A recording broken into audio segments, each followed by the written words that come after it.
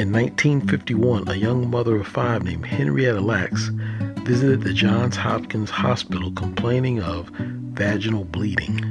Upon examination, renowned gynecologist Dr. Howard Jones discovered a large malignant tumor on her cervix at the time. As medical records show, Ms. Lacks began undergoing radium treatments for the cervical cancer. This was the best medical treatment available at the time for this terrible disease.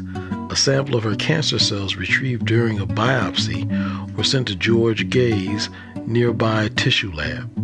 For years, Dr. Gay, a prominent cancer and virus researcher, had been collecting cells from all patients, regardless of their race or socioeconomic status, who came to the Johns Hopkins Hospital with cervical cancer.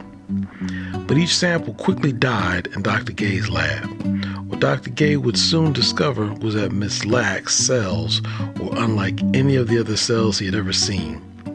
Where other cells would die, Mrs. Lacks' cells doubled every 20 to 24 hours. Today, these incredible cells, nicknamed HeLa cells, from the first 2 letters of her first and last names, are used to study the effects of toxins, drugs, hormones, and viruses on the growth of cancer cells without experimenting on humans.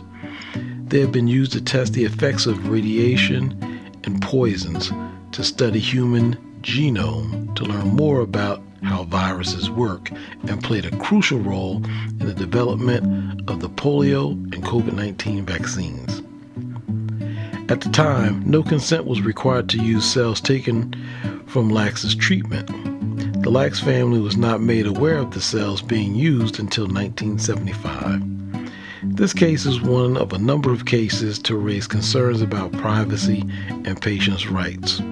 Although Mrs. Lacks passed away on October 4, 1951, at the age of 31, her cells continue to impact the world today and beyond.